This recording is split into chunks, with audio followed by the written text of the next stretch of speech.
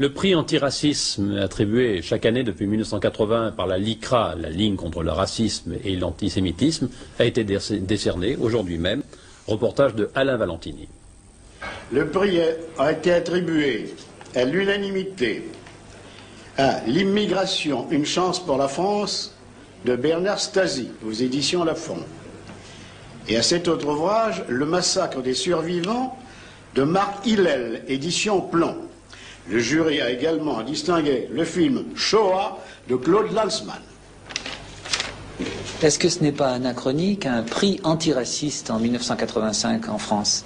Ce n'est pas du tout anachronique, parce que d'abord, il faut couronner les gens qui rappellent le génocide. C'est le cas d'un des livres que nous venons de couronner, et nous sommes bien obligés de constater, si la majorité des Français ne sont pas heureusement racistes, il y a une minorité agissante, dangereuse, et c'est le devoir de la LICRA de les dénoncer sans arrêt.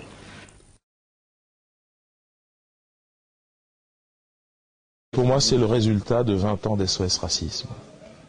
Pousser tous les jeunes Français d'origine africaine à haïr la France. C'est ce qu'ils nous ont poussés à faire. À nous sentir, en fait, les victimes du Front National, les victimes et donc du drapeau français. Et voilà, le résultat, c'est ce qui s'est passé dans ce Stade de France. C'est SOS Racisme, le MRAP et la LICRA. Voilà. Ils ont réussi à faire une génération de gens hostiles. On nous a appris dès notre plus jeune âge à haïr le français du Front National, à le haïr, ce petit français. Il fallait... le résultat, c'est ça. Je pense que c'est une erreur.